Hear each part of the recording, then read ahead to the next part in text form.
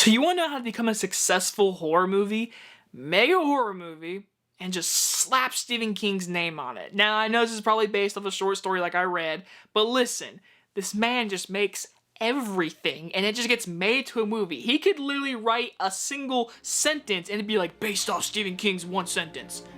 The movie's gonna make 50 million box office. Here's Johnny.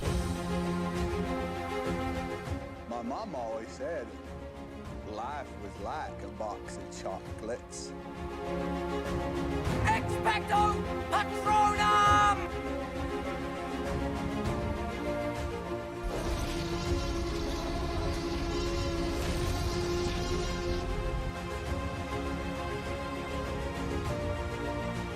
The Boogeyman stars Sophia Thatcher and Chris Messini and is about an adaptation of Stephen King's The Boogeyman. Now, I'm going to be completely honest like I am in all my reviews.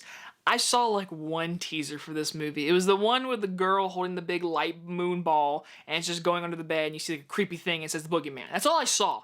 I never saw another trailer, another commercial, nothing for this movie. I knew it was coming out though, and so I sat down in a theater with a completely annoying audience. Oh my gosh, I almost decided to see it another day, but I didn't. I just went through it, but it was a bad experience. But watching this movie tonight, it's very watchable. I'll give it that. The Boogeyman is not going to be a classic, but it's not going to be a movie that's dog crap.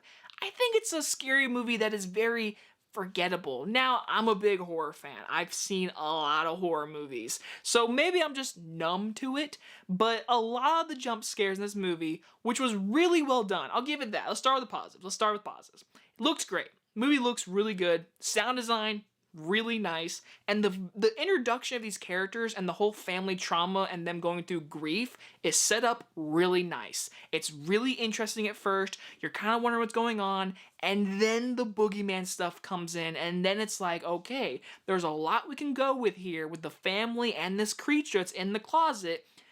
But by the end of this movie, a 90-minute horror movie, I kind of left the theater saying, man, I really want to go watch Spider-Man again, because I saw that first and then this, and I feel like I should have done that because Spider-Man was so great. Well, it's not about Spider-Man, it's about Boogeyman.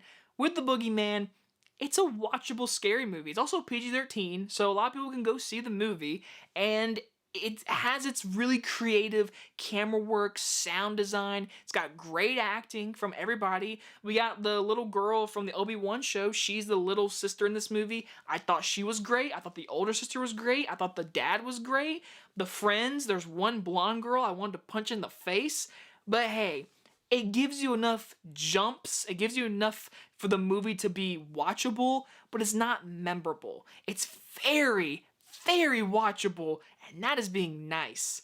But again, I'm not saying the movie's horrible. I'm just saying you've seen it before. Especially when it gets to this third act, it's definitely kind of like really dark where they're trying to show off the design of the monster, which when you finally get a good look of it, 2 thumbs up, I'll give it that. Kind of reminds me of a Quiet Place monster a little bit, but in the end, I walked away not scared. That's the biggest thing about this movie. I was never scared in this movie. I never got creeped out. I never felt the tension.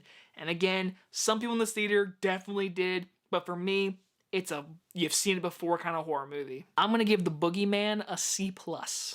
So here's a basic question for you guys. Leave a comment down below. Tell me, what is your favorite Stephen King adaptation that's not called The Shining? That's usually everyone's answer. That's my answer. But hey, let's be a little different here. Besides The Shining, if it's not The Shining, what is your favorite adaptation of him? Hell, what's your favorite book? I read the Stephen King It book. That thing's longer than the Bible. And apparently this movie is a short story. I mean, he has like a ton of short stories. I'm telling you, he writes 2 sentences, that will be a movie. Betcha. Anyway, guys enjoyed this movie review, and I'll see you guys in the next one. Bye-bye, everybody.